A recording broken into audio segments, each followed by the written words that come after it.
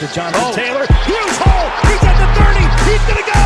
10, 5, touchdown. Jonathan Taylor made a man miss the line of scrimmage and then runs it into Pater for a one-handed INT. Are you kidding me? Kenny Moore. What a play by Nyheim Hines.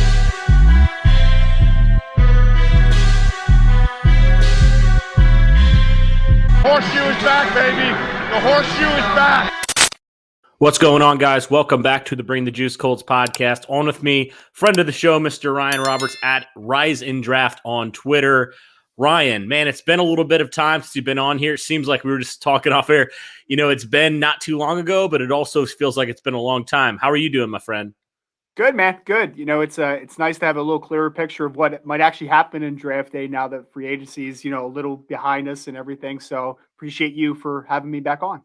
Absolutely. Yeah. And that's kind of segueing into the topic of this video, kind of looking now at the Colts draft strategy post free agency for the most part. Now, obviously the Colts weren't big spenders in free agency in the early days, really didn't sign anybody of note besides Isaac Rochelle, but that really was like a tier 2 kind of signing. A lot of it was re-signing their own guys, right? Bringing back some of the guys that had been on the roster, been in the system for a couple of years. So it was very interesting to see the Colts free agency approach, but now it kind of solves some potential issues and some potential questions we had when we looked at the draft before free agency really kicked off for the Colts. So I thought now we have a clearer picture, like you mentioned, and we can kind of start there, looking at some of these positions of need, looking at 21, looking at the Colts options there potentially, and looking at maybe some other positions as well that the Colts now you think really need to start addressing. So let's start there with pick 21. Where do you think the Colts could potentially go in your mind, and where do you think they probably should go? I think it has to be offensive tackle. Like we talked about it last time, right? Besides quarterback and getting Carson Wentz and trying to figure out that position, like offensive tackle right now. I mean, Braden Smith's a very solid right tackle, obviously, but the left tackle competition is what? Sam Tevi and Julian Davenport. Like if you've seen either one of these guys play football in the NFL, it's not pretty, and that really hurts me to say because Julian Davenport actually played his high school football about 20 minutes from me in New Jersey, so I've always been rooting for the kid, but like it just hasn't been good. Sam Tevi was very bad for the Chargers for lack of, good context and good analysis. Like he just wasn't very good. So it has to be all hands on deck. You have your quarterback in place now, a guy that's had some injuries in the past too, and Carson Wentz, like you need to figure out the blind side for him. And I think at 21, that has to be the emphasis. That might even mean reaching potentially for a guy that maybe you think is more a early second round type of prospect. Like you have to figure out the left tackle position. Yeah. Who are some guys potentially you could see the Colts going there at 21? And you mentioned you maybe feel like you have to reach for a guy. Do you see Ballard potentially trading back? It could be a good trade back situation because I think that there's a decent amount of depth of that late first, early second round offensive tackles in this year's class. So I don't think that necessarily there's just one guy that you have to get at 21. He's the only option. He's the only player that can come in and play. Like I think there are some pro-ready offensive tackles in this class. I really do. I think one good thing that the Colts do have going for them is Tevin Jenkins. What he's been able to do for Oklahoma State actually is kind of a blessing in disguise because he's a pure right tackle prospect coming out of Oklahoma State. So he might get bumped up the board, which in theory is going to push some guys back, right? So maybe a Samuel Cosby from Texas falls to you. Maybe you trade back and take a gamble on a Spencer Brown out of Northern Iowa, who might be might need a little bit of seasoning on the NFL level before he is a slam dunk blindside protector after playing right tackle for UNI. But like, I think that those are a couple nice options. Do you trade back and then you take a Dylan Radins, who's kind of a pro-ready guy from North Dakota State? Like, I feel like there's a decent amount of options. It's just figuring out what makes the most sense. And if there is for the Colts, one guy that they think that they absolutely need. For me, it's Sam Cosby if he's there. Absolutely. It's funny. I had your guy Jack Borowski on, and he is not a big Sam Cosmi guy at all. Talking about his arm length and just different factors. He wasn't a very big Sam Cosmi guy. I guess for the sake of argument, I'm curious why you seem like you're pretty high on Cosmi. Why is that? The arm length conversation for me only comes into play if a guy is deficient in both two areas. One area, obviously, with the length, and then the other area is athleticism. Sam Cosmi is a very good athlete. So while he might not hit that threshold of 34-inch arms that is, quickly becoming not as important of a threshold because we have two guys with Penei Sewell that just measured in, that's 33.5. Rashawn Slater, everybody loves it, only has 33-inch arms. So like that threshold is becoming a little more of a dwindling factor. But if you have a lack of length, you need to make up for it in another area. You need to overcompensate in another area. And when you're looking at a guy like Sam Cosby, he is, in my opinion, pound for pound, the best athlete at the left tackle position in this year's draft. This guy has insane foot quickness. The lack of length doesn't pop up on film. It's only a concern if you see it on film. So I don't really see the huge concerns with him. Like, it's like one of those things where pro days are verification process. So like so if you see the short arms on Cosme and you didn't have concerns about the length on film, that it was deficient, you have to go back and watch it and see if there is some problems and some issues that maybe you missed. But if it's not on film, it doesn't matter at the end of the day. Okay, that's good to know because I've seen both arguments for both sides, so I'm glad you clarified that. I wasn't honestly sure where I stood on Cosme after having that conversation because I was like, well, maybe that's true, and so it's good to kind of get your thoughts on that as well. What about pass rush though? I mean, the Colts just brought back Al-Qadim Muhammad a few days ago, re-signed him, and they have some younger guys in Kamoko Ture, Ben Banogu. They signed Isaac Rochelle, like I mentioned.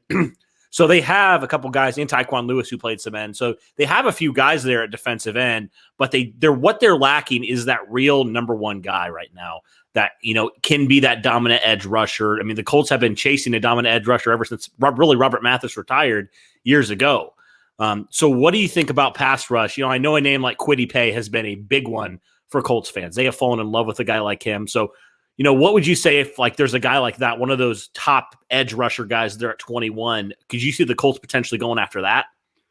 I think that one good thing that the Colts do have coming for them is they have a guy like DeForest Buckner who takes up so much attention inside that your defensive ends are going to get a lot of one-on-one opportunities, which is great.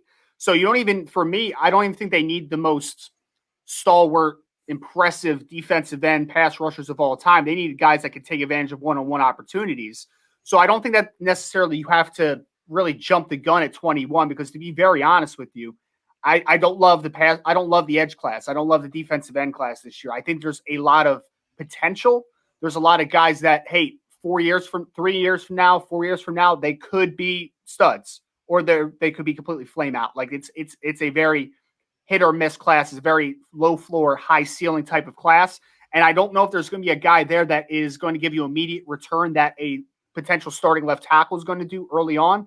But the only person that would two players that would make me reconsider it to a degree. And I'm not sure if one is the archetype for what the Colts like on the edge. And that is Azeez Ojulari from Georgia. If he somehow slips to 21, even though he's more of a odd man front, outside linebacker, pass rusher. But again, that's becoming an obsolete thing too, because how many teams truly run a traditional 3-4 defense, right? Like there's only one team in the NFL that plays base defense over 50% of the time. So we're playing 4-man alignments more often than not anyway. Right.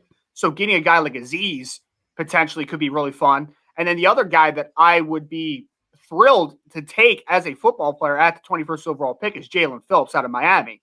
The problem is Jalen Phillips has the concussion issues. He has the medical red flags that people are going to get comfortable with. Is he going to see a second contract?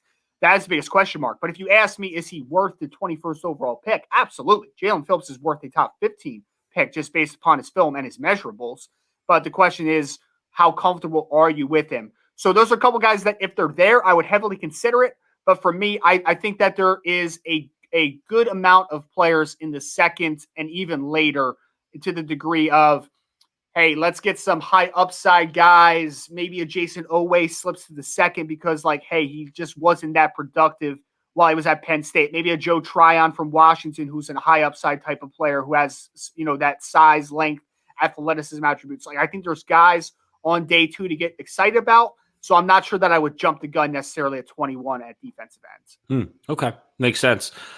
So some other positions of need for the Colts that people would say probably tight end is one, wide receiver maybe on offense as well. Corner is certainly potentially a need. I don't know if safety is really a need anymore because obviously the Colts just signed Sean Davis yesterday, the former Pittsburgh Steeler guy for depth purposes. They already have 2 starting safeties that are pretty solid.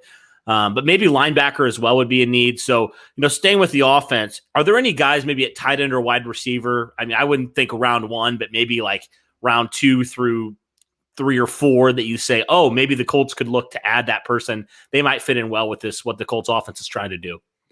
Yeah, I think taking advantage of players getting lost in the shuffle, because we have seen a tight end class this year where it's like, okay, the ascension of Kyle Pitts has been fantastic. Like, he is a blue chip player. He's a top 5 player in the class, but it has overshadowed other players like Pat Freiermuth, who was a very good football player. And I mean, if someone told me a team was going to draft him in the late first round, I wouldn't object to it, because I really do think he's a very good football player. But he might be a guy that's victim to the tight end decline, because people's opinions are just going to be like, oh, we didn't get Kyle Pitts. There's such a massive drop off, which there is. There's a drop off for sure.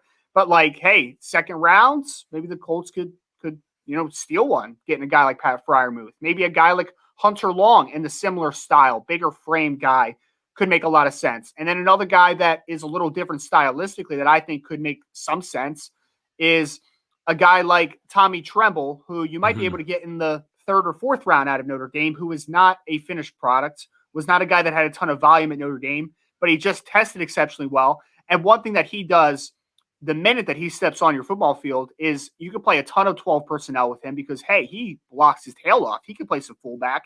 He can play some H-back.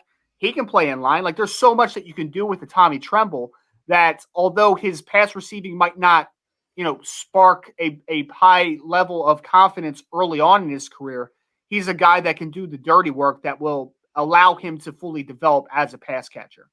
Yeah, and he's like an elite athlete. Like, that guy is just insane. And so it's like, if you can tap into that, I mean, oh my goodness. Like, but he would be obviously a little bit more of a project, I would say, than Freiermuth or one of those guys.